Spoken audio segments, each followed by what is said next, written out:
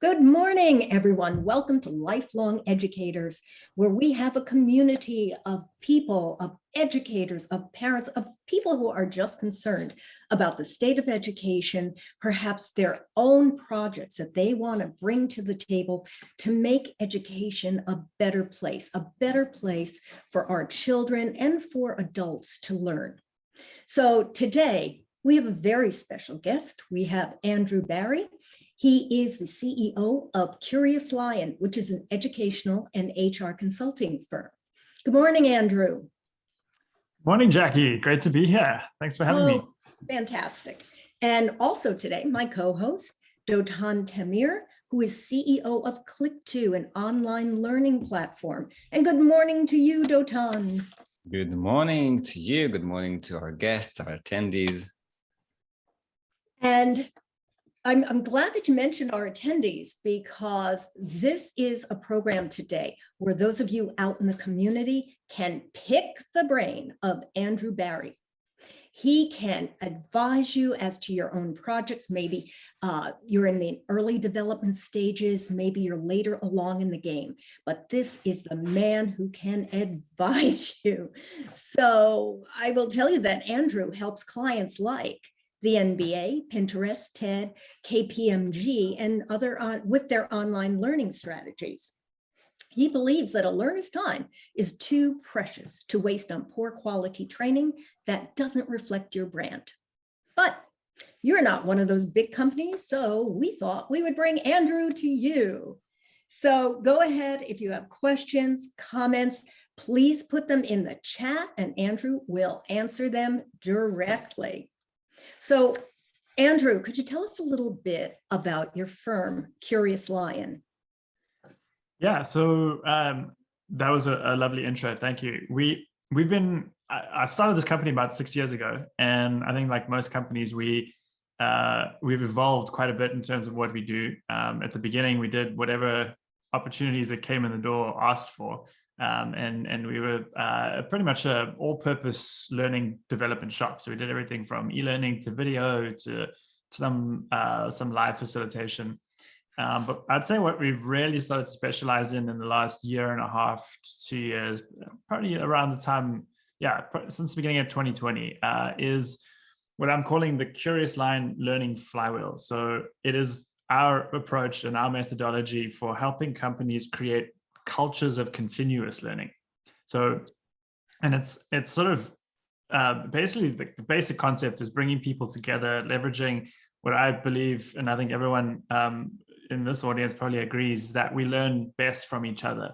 So we design ways to leverage asynchronous content that already exists. We can also create that for our clients to get people a lens through which to talk through topics, and then we design ways to bring them together to have those discussions, because it's in the live getting together part that the real high leverage learning happens. And that's what we've been doing most recently for companies. When you say live getting together part, you mean online, of course. Like we're doing right now. Yeah, exactly. Wow, fantastic. I mean, the people that are tuning in today or listening to the podcast or watching the Zoom might have their own projects already in development. Mm-hmm. And so, I mean, I am a college professor myself, and I have developed my own online learning programs for my students. So how do I know, and how do the people out there know if it's good or good enough? How do we assess it? Yeah, so starting from the top, I like to think of it as first identifying different roles that you need to be conscious of when you're designing the learning and delivering it, actually. That's the learner, and there's 4 different roles. So the learner and the peer, which is the same, interchangeable person, but they're all learners, but there's also that counterpart that they learn with, right? Then you've got experts, and then you've got the teacher or facilitator. And if you picture those 4 going around a flywheel, you've got learners learning from peers. The content or subject matter is coming from experts, which could be it could be internal experts, and often as companies get maturer, that is where it all comes from, the sort of traditional SME or subject matter expert. But it could also be external experts. So we'll often bring in specialists in certain topics that will come and sort of deliver some content for people. And then the facilitator and teacher role is kind of the key one where that live component comes in. So how this all comes together is in a learning sprint. So what we design for clients, it's typically a 2-week sprint for one topic. And typically a project is a 6-week or 3-topic deliverable.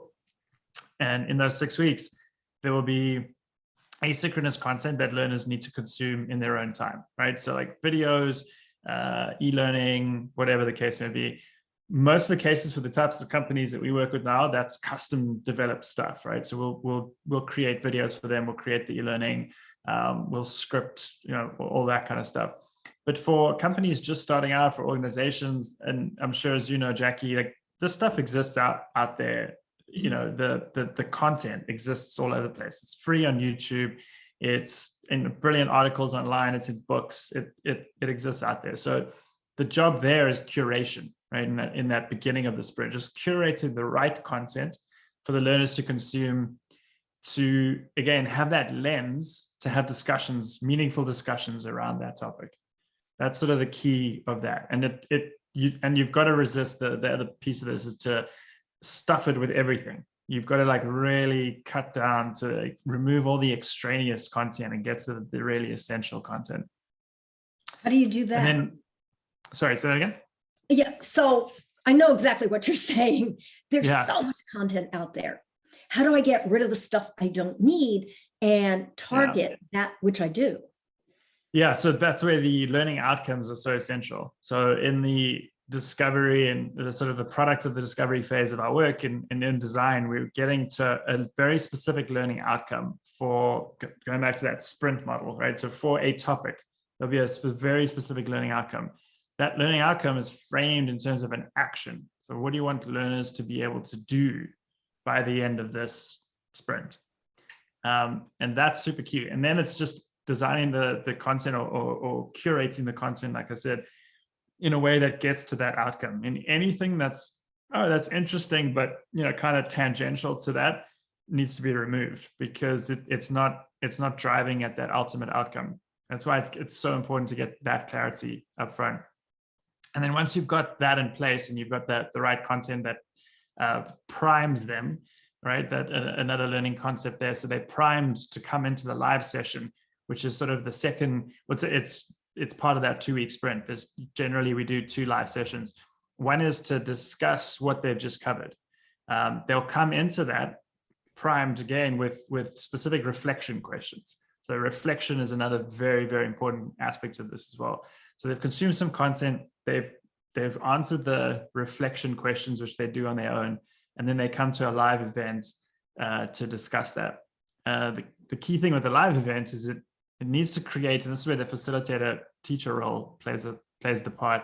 It needs to create an open space for people to get vulnerable and honest and open with what they've taken away from that content, and to get them to bring out their real world experiences of that content, right? That's the other key piece. And they then leave that first session with specific actions that they need to take. And this is sort of tying together. There's sort of these 3 P's that I often talk about: personal meaning, which is the reflection we talked about, the prompts to action, which is what I mentioned now. At the end of that first session, they leave with specific actions they're committed to take. And then the 3rd P is peer-to-peer learning, which is that overall interaction, which we can get into the specifics of that on those live sessions using breakouts and that kind of thing. But they basically then go off into the outside world, take those actions. So maybe it's a course on coaching conversations. And so they'll commit to go and have a conversation with someone on their team, and they'll set that meeting up. They'll apply some framework that they may have learned, in the asynchronous content, which they also then discuss with their peers and the facilitator, and they left with some actionable things they wanted to practice. And so they go out and they have a real world interaction and implement that framework, and then they reflect on that. And then the second session of that 2-week sprint, they get back together to debrief how it went and what did they talk about. And that's where honestly the sort of facilitator plays a much more passive role, and the participants we found in all the companies we worked with are so active in that, because I mean they realize that everyone has similar issues to them, similar challenges. They've all got different experiences of things that have worked and not worked, and that's just incredible to watch as they start to share that and help each other troubleshoot and master certain skills. Andrew, first it sounds like it's a science. I mean, and I know it's a science. There's so many factors here, and it's a mix of arts and science, I would say. Yeah. And you mentioned that we could go a little bit deeper into the interaction. And I wanted to ask you, because you speak a lot about the content. They used to say that content is the king. And these days, as you said, content is everywhere, right? No, I don't need anybody for getting content. I can search and get any content I want. And obviously, once it's curated and once I get only the pieces that I need for my outcomes, that's already a great step. But what's the role, or how can the course be designed to be really interactive, engaging in a way that content is just one piece of it, but really the experience makes that course, that unique experience that I want, that stays with me. Yeah. So I'm glad you mentioned at the top of that there's a lot of moving parts to this, so it's tough to explain it all in one go, but I appreciate you kind of diving into this one aspect of it. So this is a deep dive into sort of those 3 Ps a little bit more, because those really fundamentally increase that engagement or motivation of the learner. And so the first one, prompts to action, so making it very real world. So any examples used are I'm a big fan of cognitive task analysis. So really trying to unpick from those experts, one of the 4 roles, what it is, actual real world experiences of theirs. What decisions do they make? What cues do they observe? What strategies do they use? All that kind of stuff. And then having the learners commit to taking real world action and reflecting on that. So that's that one. And then the personal meaning is that reflection. Like, why am I learning about this? How do I want to use this skill of coaching, right? And so that could be different for everyone. And as a facilitator, as sort of the learning designer, or the company that's putting this together, I think you want to be thinking about how to broadly frame that overall transformation, but give people an opportunity to have their own take on it, right? Because everyone's just going to be different and personal to them. And then the peer-to-peer piece is the other one, which is to get super tactical on those calls. It's bringing people together and having them using breakouts, for example. So putting them into small like learning groups, where what we found is that is especially because people come in like, some are extroverts, some are introverts, some are some like are more like kinesthetic, some are like big talkers, so it's like a very, it's obviously a big difference. But we find the smaller the groups, the more people are comfortable to start to open up and share what's on their mind, because that's ultimately what you want, right? Like, so the 3 of us sitting here that I can see on the camera at least are, in this learning part, and we're able to talk about, well, this is the experience I had with certain prompts, right? So we would design those prompts up front so that people know what to talk about. And there's just a whole science, like you said, to making people feel comfortable, knowing what to talk about, like just creating the right environment for that conversation to take place. Because I mean, and that's kind of like the weird part at the end is there's no like bells and whistles to this. It's very organic. The actual magic is like all organic. You put the preparation in to get it positioned for that, and then you just let the conversations happen. And I have to ask, because you speak about the online setting like it's so natural and normal. It wasn't always like that. And how do you feel like about how people took it before the pandemic? Was there any change in the last year and a half? And the future? What do you think about the future of this? Yeah, so I think that's a fascinating experience that we've all been through. I remember like at the end of 2019, so not even that long ago, it still felt weird to just jump on a Zoom call with a stranger, right? And be like, okay, well, yeah, like I met you on Twitter or LinkedIn, and yeah, let's have a 30-minute call to get to know each other. That's like not even 2 years ago. That felt like it wasn't natural, to do that. I remember that so distinctly. And then we turned the corner into 2020, and personally, I was going through a lot of online courses, so I was getting more comfortable with that sort of feeling, and like being thrown into a breakout room with 2 other people, and you just meet them, you start talking to them, but it was still like there was still friction, or it was still something you had to get used to. And then when the pandemic hit, I just think everyone, like, we were faced with no other alternative, right? So I just personally remember just being so, that was a big sort of change in my career, or pivot, not pivot, but an expansion into like more creator projects, as well as in addition to the company stuff I was doing. And that's because I was jumping on calls with people every day, just random people that I'd met that we connected over some kind of interest on, mainly through writing. And then we're like, oh, let's have a conversation, and jump on these 30-minute calls, always leave with more ideas and more, ideas for my own writing, but ideas to collaborate with people. And it was just incredible. So I just kept doing it. I'm speaking from personal opinion or perspective, but it's something I got so much more comfortable with in 2020. And I think a lot of people did. And the final part of your question is the future. Like, I just think that's going to get more and more comfortable for people. I think there's going to be more ways for people to connect that's not necessarily going to need like video FaceTime as well, which is whole interesting, Web3, metaverse, like connecting through avatars, that kind of stuff, but probably a tangential topic for this conversation. But yeah, I just think it's going to get more and more connected, and people, as the implications of that are just astounding, that people can just connect across the world like we're doing now, and share ideas and find ways to collaborate. Well, Andrew, you're talking about adults, and Dotan, I'm addressing this to you too, because I think you have experience with this when it comes to Click2, is when I walk into a class and I'm having technical difficulties, the kids voluntarily come up and try to take over and help me. And I explain to them, it's not that I'm an inept person, it's just you all were born with these in your palm, and I wasn't. So Andrew, you're talking about adults and how we have adapted. What about children who have been online since birth? Yeah.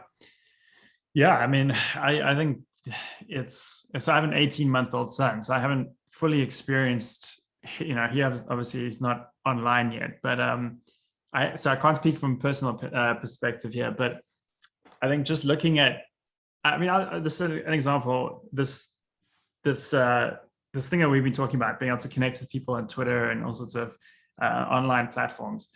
I find myself working on little mini projects and collaborating with and sharing ideas with people who often I find later, like almost 15 years old, younger than me, but just so comfortable with, and I'm not just talking about the actual technology, right? It's comfortable with the way of communicating online, the methods of getting attention, the way to like communication style, like all these kind of things, which to your point, I think you can only really pick up by being in it. And certainly when you start native, it's a big step up for people, as opposed to having to figure it all out. Dotan, what have you discovered in your journey in Click2 about that kind of thing? Well, when we started Click2, as a result of realizing that kids feel so natural in the online space, it's something that personally I didn't know until the pandemic started. I was always a person of, we have to do everything in person, and education is when you actually meet people, and then there's the magic and the growth. And then we saw kids communicating with each other, dancing with each other online, live, and reacting even better, and doing educational progress even faster online. That was mind-blowing at the beginning, but then everything that Andrew says just makes sense. When you think about it, it makes sense. That's how they communicate.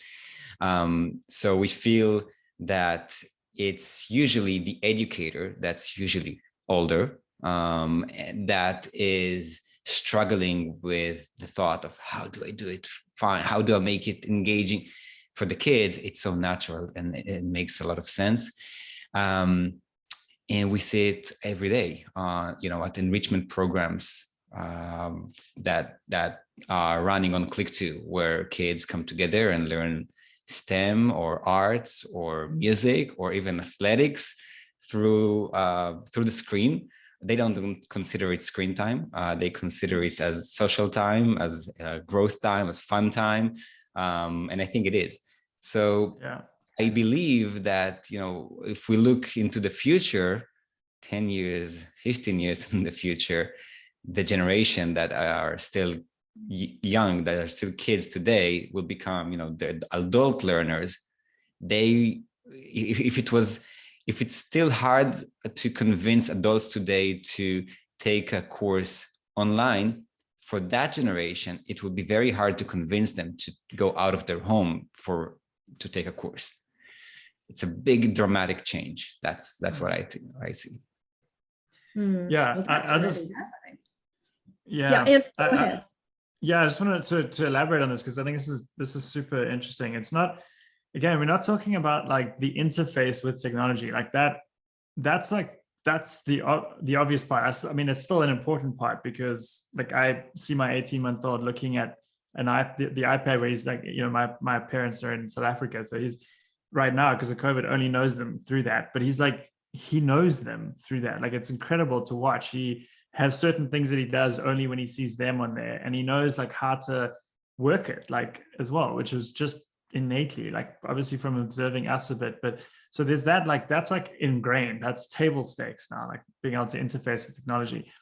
I think the real like the next level of it is being able to leverage it, being able to get the most out of it, and that's like being present in it, which is like a whole nother thing. Like you were saying, Dotan, it's like they know kids can get on the screen and can like have fun and interact with people, and they see that's their friend, and it's just, I don't know, like for us, I think it still feels somewhat different, right? Like there's a bit more of a barrier, where I think that barrier is like pretty much not there for kids. So listen, everybody out in our community, I'm so happy that you're here. Jump in, put in the chat where you're calling from and what's your business about. I'm really interested, and I would love to bounce your ideas off of Andrew. So let me bounce one of my ideas off of Andrew. How do I keep my material? How do I keep my content from not being engaging with and I have students, with my audience? How do I do that? How do I know that it's really lively and working and doesn't get stale semester to semester? Yeah, I mean, I feel like how do you know? Like when do you first get the sign with your students that it's not working? Well, as Dotan said, what I have tried to do is to engage my students with each other in cohort groups, even if they're taking it online because they have 2 jobs and are just trying to get through this course. I find out that they're not doing the work. Just like in a live setting, they're letting the other student do most of the work, or they don't make their deadlines. So they tell you, but you'd get that information from them, right? Yeah. Ultimately, yeah. So I think that's the key. That's the answer, is to involve your students, whoever they might be, as much as possible in the development of your material. In fact, I'd go so far as to say I think that one of the big interesting things I'm interested in, excited about for the future of learning is learning programs or courses or syllabus or whatever you want to call it that are never really finished, that are never complete, that are never finite, that don't have beginnings or ends. They are completely responsive and adaptable and evolve with the needs of the learners.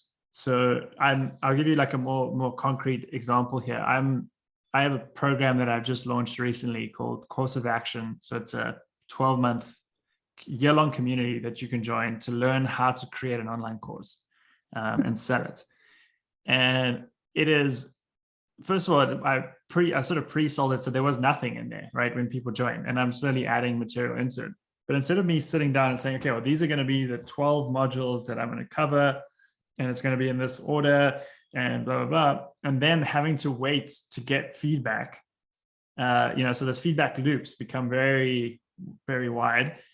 And then having to go back and maintain the material, update it, to your point, that what I'm actually doing is I'm building it as the need arises. So right in the onboarding, there's a question in there. What is it you find most challenging about building an online course, or building and selling an online course?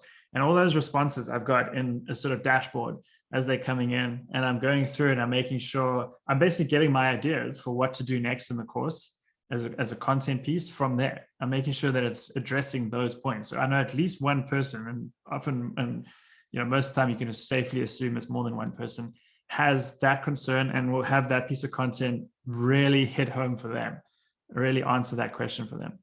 And I think, as long as you have like a rough idea of what you want to cover, I think that's a very safe approach to go about it, because everything you do is going to really be tight to the feedback loop, super tight, right? You get it like very, very close to what the learners need. And just then thinking about how do you keep doing that? How do you keep getting feedback from them that this is really hitting the mark of what they're looking for? Wow. I love the concept that you build in the course as you go. Like, that's incredible. And do you think that can that work for others? I mean, for anybody who's building a course, that methodology of building it as you go? So I think that's an interesting question. Like, we can apply it to bigger organizations. And I would say it's probably not wise to go in to like a full, like I'm thinking of like, say, Pinterest, a company of that size that we work with. If they went in and said like, okay, well, because the issue would be that our stakeholder, the sort of talent development professional, would not get, like, that wouldn't get signed off at the beginning of the year. Like, there would be no budget allocated to that, right? So you have to have like a rough idea, I think, at that point of what you want to cover, or what, I mean, if you do like a good needs analysis, like what issues you want to address. But I think then building in enough flexibility to be able to change it on the fly. And that's the beauty, honestly, of the Flywheel model, is that content can be pulled together pretty last minute. So you could do a 6-week program and realize from that program, you could identify 3 major issues that you suddenly need to address. And within, giving it enough time for learners to kind of take a break and do, to go about their normal work, you could within a month have a whole new 6-week program specifically there to address those needs. I think that's an interesting point. I haven't actually thought about this that much, but I think that does work. But I think, like I said, you've got to go in with some idea of your approach for the year, or for the quarter, or whatever that is, and then have flexibility to be able to change it on the fly. Wow. I guess to make that work, you need a good way of communicating with your audience in a way that, that they really feel comfortable giving you that feedback as you go. And it's a lot about how this communication is working, because you need them to be engaged in that part as well, not just in the being part of the course, but also helping you build the course for them. But I like the concept. It's really innovative. And that's also a good point, because by bringing people together live all the time, you can actually get that feedback a lot quicker. right? So I think that's just being intentional in the design to make sure that you're also listening out to what challenges people are having in the current setting, whatever the topic that you're discussing, to start to also figure out where else they might have challenges, and then also just be very intentional about asking at the end, what else is on your mind, what else would you like to learn about. I think that's sort of a bit of data gathering that happens in that process as well, which could be quite useful. You just solved a problem for me.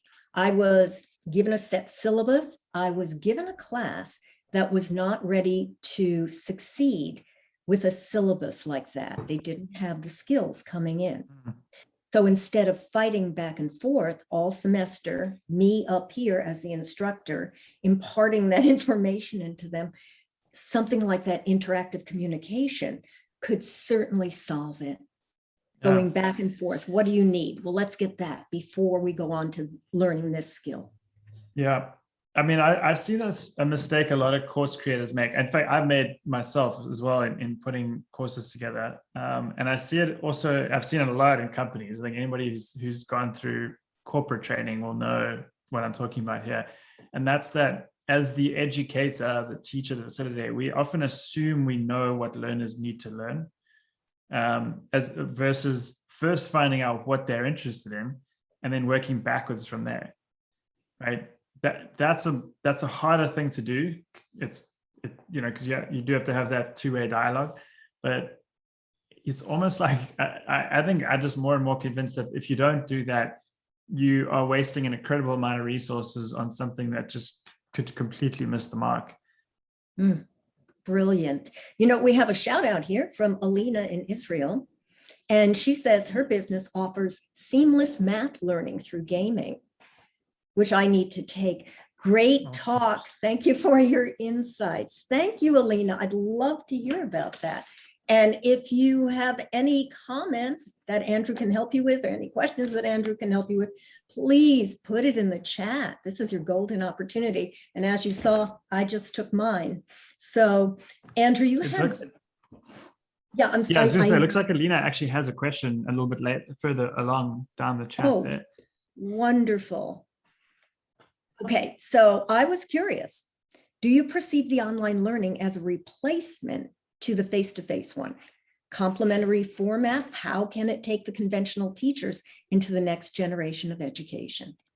Yeah, I think that's such an important point, because it's definitely not a replacement. I don't think there ever will be a full replacement for face-to-face. And by face-to-face, by the way, I don't necessarily mean it has to be live and in person. This is face-to-face, right? To some of the earlier conversation we've had. So, but getting people together in a synchronous way,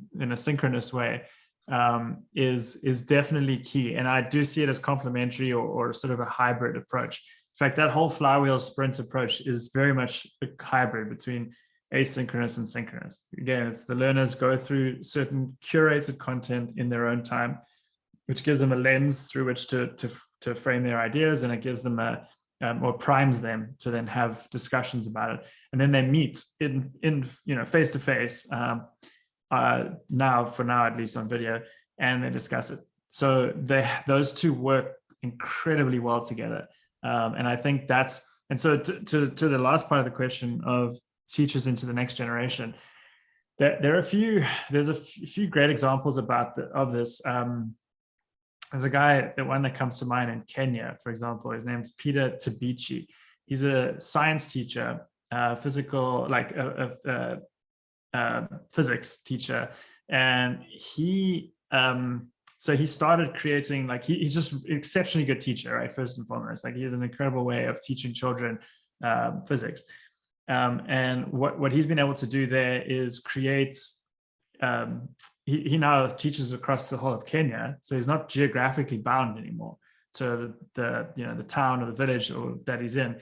He can teach across the whole country, and learners across that entire country have access to him in that setting. So they're getting, in that case, it's synchronous, but they're getting the teaching from him. And then what they have is these sort of in-person, think of them sort of like salons, the old Italian Renaissance, salon where people would get together to just, you know, have like a more free form like discussion. It's sort of like that concept, but for children. Like they then get together and they apply the stuff that he's just taught them. So they may like watch it. Maybe it's even asynchronous. Maybe they watch like a pre-recorded video from him teaching a certain concept, and then they've got all the equipment and all the stuff to then apply that together in there. So now you've got the entire nation of Kenya able to you know, children able to learn from him and then apply it with the people in their town or village. And that's happening all over the world. There's another guy in India who does this on an even bigger scale. He's partnered with Microsoft, and I think like has reached just most of India, right? Which is insane, right? And it also happens to be a science teacher. And yeah, so just that's kind of, for me, when you talk about the next generation of education, is this idea of like really skilled teachers, like superstar teachers, able to reach hundreds of thousands of students in a way that also they don't lose the ability to apply what they're learning, because then they have these kind of like mentor-led or teaching assistant-led schools within their district that can help apply these things that they're learning. I want that to be the future of education. Yeah, right. Yeah. And that blows me away, because again, you just solved a lot of problems. Instead of, you know, you would say on higher ed level, instead of hiring thousands of 100,000 plus a year professors doing their own little thing in their own little bubble, you get these super teachers. Yeah. And they have, yeah. There's a lot of, it's a very interesting discussion and sort of thought experiment to go through, because there are implications to this, right? If you get some teachers kind of rise to the top as these superstar teachers, that does reduce the opportunities for other teachers. And there's actually a whole study about this, a guy called, I think it's Sherwin Rosen, and it's not specifically about teaching, but it's called The Economics of Superstars. And I wrote a piece sort of adapting his work to teachers called Superstar Teachers. But in The Economics of Superstars, he goes through that whole thing of like, what does that mean to people who don't rise to the top? And I think there are interesting offsetting things like the teaching assistants. So there's those that might not be the ones setting the syllabus and delivering the lesson, but they can be that teaching assistant role in their district or, you know, in their neighborhood. And that can be extended, like that can incorporate homeschooling, like every level of education can now do this, because those people can be trained in, you know, these ideas and in sort of a train the trainer approach, and could help kind of spread the word or spread the gospel of these superstar teachers. Well, Alina says thank you for your comments. Go ahead, Andrew, you speak about the economics and the superstar teachers, and it always comes back to me, you know, in the fear of people from competition, and I think the future, about the question of Alina about the future of education or next generation of education, we call the show here Lifelong Learners, I feel like as education progresses and as it becomes more based on superstars and more based on interactive and being more engaged, people will want to learn more. So if the, you know, learning capacity of a person in the old world of education was, I don't know, 12 years, in the future it will be 50 years. So there's enough space for everybody, because people will learn more. Yeah. And there are more opportunities for people to meet those learners along their way, along their lives. Path. I agree. I think so. You've got more demand, and I think that's a very sound rationale. And then I think on the supply side, you've got another interesting dynamic, which is that there's no generic way to teach. Like you can't commoditize teaching, so you can never monopolize the supply. I teach how to create online courses, but there are other people who teach that as well. And everybody has their own style and their own approach. And, you know, I think most people agree that the learning from a teacher is quite an intimate thing. Like you've got to know, like, and trust that teacher to sort of give them your time and the space in your brain to learn from them. And so, we've all had those teachers where we don't have that, and you move on, you find a different one. So that's another interesting aspect, is that I think there's always the market is so big, to your point, that there's always a space for someone to carve out their own niche of teaching whatever they're specifically good at, which is why I always say everyone has an online course in them. I think everyone has an ability to teach something, and I'm on a mission to help people do that. Well, once you accomplish your mission, how do we go about and get those leads? You're an expert in this. I'm not. Yeah. So let me clarify. What do you mean by leads? I want my business to grow. I've taken your course. I have designed this incredible course. Now, how do I turn a profit with it? Yeah.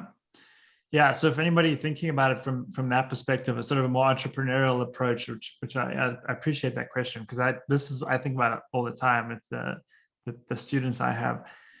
So for me, it all starts with you've got to figure out who it is that you are teaching. And that is a super specific thing, which I encourage people to boil down to one specific person. And often it's for people just getting started. That's one of the best ways to start, is find a friend or a colleague or an internet friend or even a family member that you can meaningfully help them increase their capacity in something. And then, do that. So that's teaching, right? You're teaching them how to do something. So it could be helping your grandparents figure out how to use Zoom, right? Something like that. But you got to build on that, right? So it's got to be a value to more than just that one person. But you start with one person, you build out a value proposition, and you do it in a way that responds to their specific challenges along the way. So now what you've done is you've created a mini curriculum with that one person. Now you want to try and expand that. And so the next sort of step is to figure out where to find more people like that. And this is why it's so important to be so specific. So it's not just we help, people become more confident in their speaking. I help startup founders of early stage series, pre-seed companies speak more confidently to raise money for their Series A. So super specific stuff like that. Because now I can find I know where those people are, right? Whereas people are everywhere. I'm not going to be able to narrow down to certain people that I'm looking for. So getting very specific with that audience niche. And then once you've identified them, there's a tribe of them. So in that example, pre-seed, I don't know, Dotan, you probably know this better than I do, but there's tons of communities where people that are starting companies, founders of companies like yourself, hang out. You can go and interact there. You can go and share content. You can be helpful, all of those kind of things to get noticed, right? And now you start to develop that. And by the way, as you're doing that, you're also improving your course, because you're getting more exposure to more questions, more challenges, etc. You're finding ways to refine. So it's this constant evolution. It goes back to what we were saying earlier, right? You don't go in with some predefined, these are the 12 steps. You build that with your audience. And so it's basically that process just repeated over and over, and you get to a bigger and bigger scale, and you can get into sort of more tactical stuff, but you've got to start to find sort of bigger mediums. So we've talked about Twitter, LinkedIn, those are obviously great channels to get in front of a lot more people, but you also got to get those people, practically you got to get them to, the best way to do this is get them to sign up for an email. And if you send a weekly email to people, now they've taken some level of opt-in to get to know you a bit more. And essentially it's just turning strangers who fit that archetype into people that know you, like you, and hopefully trust you, so they can eventually buy from you. But how do you make them want to take your course? What, if you can give us some tips, maybe real examples, because at the end of the day, it's a product, it's a service, and people, buy what they want to or buy what they need. So how do you go about this with courses? Yeah. So for me, it all sort of stems from the transformation that you can promise. That's in business terms, that's your value proposition, right? So we talked about getting very specific of who your ideal customer or ideal student is. now you've got to frame a value proposition for them. And I call it your transformation statement. So this is, again, it's what we talked about earlier. By the end of this course, program, whatever, you will be able to. So what is the action you'll be able to take? And the key thing with this, and this is true for a product or a business as well, is that it must be framed in terms of the sort of classic Clay Christensen job to be done framework. Like, what does it enable them to do? So in my case, I teach people how to create online courses. That in and of itself is not a very sexy proposition. Like, okay, well, cool, like create an online course. Some people will get the value of that, but not everyone will. So what I'm actually doing is I'm helping people scale their impact, or to reach more people, change more lives, create a sustainable income, get freedom from their job, by the vehicle for that is an online course in my realm. But for other people, it's different things, right? But it's like, what does that allow them to do? So that's the key. So when you're thinking of an online course, you've got to be thinking about, what is your course, your teaching, your methodology and frameworks allow them to do? And it's got to be something appealing. It's got to be, the sort of like, it's got to be a marketing thing, like, like status, wealth, happiness, whatever, like some kind of like end goal there. And the key part of it, all of this is you've got to really be able to guarantee that. That's the other thing. So you've got to then work backwards from there and say, well, how can I guarantee that outcome for people, right? Because ultimately, like, you won't last very long if you make this big promise and you don't deliver on it.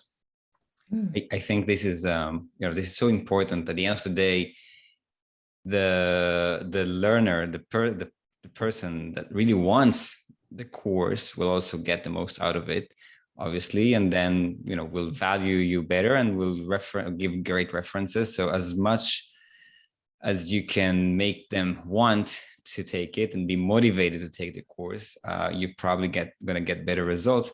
And I'm always curious, how can this statement be applied on on places that are mandatory, right? Not all courses are taken by wheel.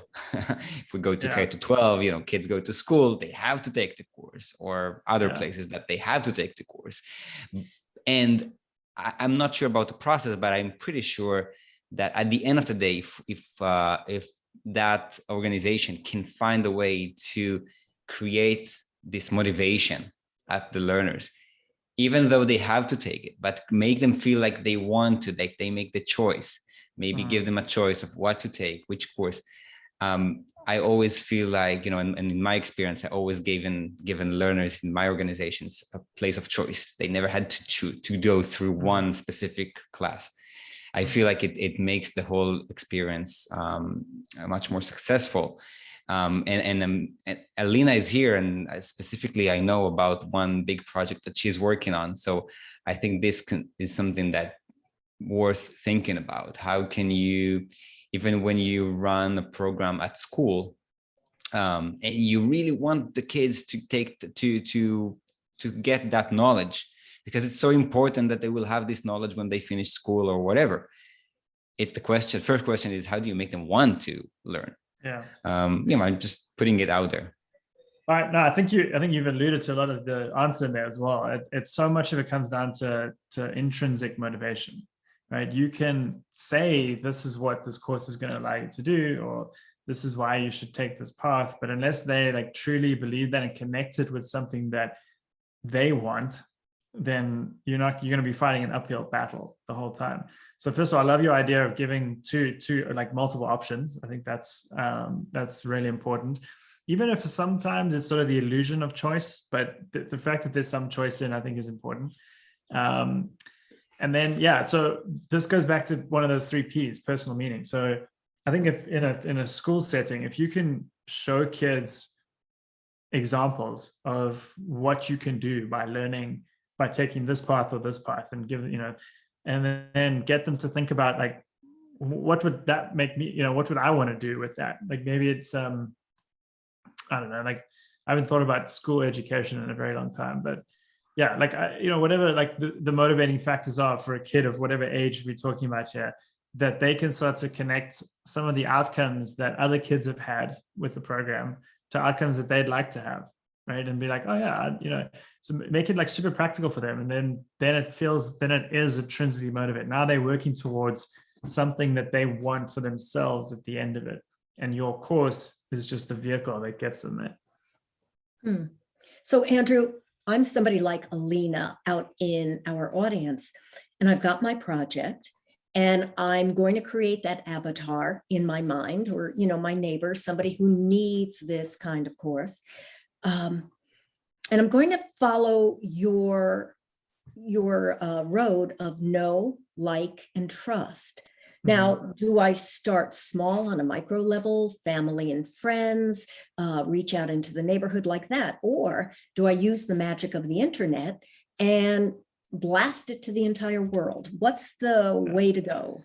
Yeah, definitely the former, because trust me from experience that you will be incredibly frustrating to start with the latter. I did that, I don't know, 3, 4, 5 years ago when I first got into the online course world, and I thought, oh yeah, that's all you need to do, right? There's so many people on LinkedIn, Twitter, you just start talking about it and people will come, but it doesn't really work like that. So yes, the first suggestion, people who already know you, right? Start there. I love, we Dotan and Josh, and we've talked a lot offline as well. And I think there's a lot of interesting stuff that Click2 is working on that leverages existing networks of these enrichment programs, right? So there's already a neighborhood or community that's built up around these schools. There are kids and their parents that know about these schools. Now they have friends and relatives in other countries, in other states, in other parts of the world, right, who haven't heard, and obviously, they just can't get to that school. But now, if those schools think about coming online, those people can now benefit from them, right? And what's the best marketing you could possibly have as a school like that, and anything really, is word of mouth, right? As someone like who's gone through it, who's had that transformation, telling others about it.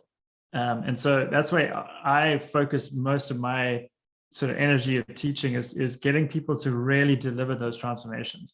Once you've got that, then you go, like you said, now what's the tactics on that? You go and get those people that already know you and you say, hey, I'm doing this thing. I'm trying to expand the school. We're going to go online. And so they start to tell others. And you can then do things like you create spaces like this, like we're having this live call, you host things like that and you get them to invite their friends and stuff. And so you can start to sort of spread the word. That gets people to know you. Then the like you part is bringing your personality into things. So, it goes back to also what we were saying earlier about the supply side of it not being commoditized, right? It's very like each teacher is different. Each person teaching something in their niche is going to have a different way of doing it. So that's, I was actually had to be quite deliberate about this at the beginning, but just bringing in like your own personality. You can see for those watching online, like these 2 African prints behind me I'm from South Africa. So like, that's a big part of my personality. That's in all the music I played in the online course I ran at the beginning of this year was like African themed. And so like little things like that gets, people to like know a part of your personality that gives them more of a chance to like you. And some won't like that. And that's fine. Like, so the sooner you know that, the better as well, right? Because then they're never going to buy from you. And then the trust part is just being reliable, just constantly delivering good content consistently, and being helpful. Pretty much, I recommend people give away 99% of everything for free. That's what gets people to trust you, because they will always come back to, once they know you, like you, and trust you, they will always come back and pay for the 1%, because the 1% is what's going to get them the transformation. So Andrew, you're helping, with your programs now, you're helping people build a business based on their superstar teacher power or hidden power. And how, can that become a real business? Can that become something that people can really live out of it, grow, maybe start building it with more people involved, maybe hiring more people to work for them and teach for them? Can that be a real business? Yeah, 100%, 100%. A few examples. I mean, I ran a program at the beginning of this year, worked with another company to do this. So this wasn't all my doing. And all but basically we got 150 people to sign up. They were each paying between $2,000 and $3,000. So that was a $350,000 launch. Okay. That, like, I had direct experience to that. Didn't keep all that money. But the experience was there. Like, I know it's possible. I know it can be done. The key thing there was the company, I came with the content and the audience, and they came with the reach. So they were able to amplify that message to more people that could then identify with the audience I was bringing in. So I always recommend to people is as you're thinking about this, first of all, don't think about it like that. You'll never get that on your own when you're starting out. But if you partner with the right people that have bigger audiences, you can absolutely do that. So that's one small example. I know of a guy I worked with who has a big audience himself, so he never had to partner with people, but he makes over £1 million a year from teaching. In fact, I know a bunch of people who make over $1 million a year from teaching. So it is definitely doable. These are just the beginning. So in general, we're at the very beginning of this. Like, this is like the gold rush in California. Like, it's just the beginning, right? People are just coming here. There are the early millionaires being minted right now, but there's going to be a lot, to your point earlier, a lot more demand that's going to build up. There's going to be a much bigger market, a lot more to go around. So yes, can't promise everyone's going to be a millionaire, but I think there's going to be a lot of sustainable businesses built around specific knowledge and delivered in a way that delivers transformations for people. Ooh, this sounds exciting. This sounds like something that I and the people who are listening to you now want to jump onto. But I got to ask you, we're talking about growth of a company. Did you ever trip and fall along the way? Oh yeah, countless times. And it is a long thing. That's why my program is a year, because you can't teach this stuff in 8 weeks like I did in that program I mentioned, which was very successful, but it was so intense. It was a really intense sprint for people. You need time to put good habits and routines into place, and to get to know your audience. Like, Dotan, you'll know from firsthand experience, I'm sure, like, finding that product market fit, or in my world, course student fit, takes time. Like, and there's no other way around it. It's just applying time to it and having as many interactions as you can until you find that fit. So it definitely takes time. I've tripped up and stumbled a bunch. I mentioned earlier, like, getting started and sort of starting with many years ago with that spray and pray approach, definitely didn't work. Start small, start with one person, build from there. I wasted a lot of money on tactics and hacks and growth tricks and spending on ads. Like, all of those things, some of them have their place, but you need to first get the basics right. You need to be able to deliver a consistent transformation for people. You need to know what you're about. Like, who are you as a teacher? What's your teacher identity? That you got to have those sort of things in place first. And so my program teaches people how to create a workshop. Like, I think you should start like that. Once you've got one person, scale it up. And if you get a workshop together and you have 10, 15 people show up, like, that is a success. You now have something to work on there. And then the hard work starts of building the business side of it, which you do, with your audience and all the sort of stuff we've been talking about. But yeah, those are some of the lessons learned. It sounds like a long journey, but in our digital world and everything that is online, that journey actually shrinks to become much faster and quicker as time goes. Just before Jackie is going to close this, because we're out of time, Andrew, if you can tell the audience, if anybody wants to connect with you or learn more about one of the programs, where should they go? Yeah, thanks, Dotan. So the best place to connect with me, and I love talking to people on Twitter. So I'm at Bazzaruto, Bazzzaruto. You can get in touch with me there. And if you're interested in the course we've been talking about as well, you can go to courseofaction.io. And you'll find out more details about it there. If you want to be part of one of those very early days, if you want to be part of one of those people that are helping to shape it. But yeah, that's it. Awesome. I want Course to of Action. thank you guys for great. Yeah, that's the one. And thank you both for really having me here and for the excellent questions. I could talk about this stuff all day. Perhaps we will in the future. So Yeah. thank you so much, Andrew. You're inspiring, and I really appreciate that. And thank you so much, Jotan. Your insight is amazing also. So everyone out there, we will see you next week. Next week, we will be live at 11:30 as opposed to 11 a.m. today. So I want to thank everyone out there. Come back. Bring your questions, bring your comments, and we hope we can develop as a community of lifelong learners.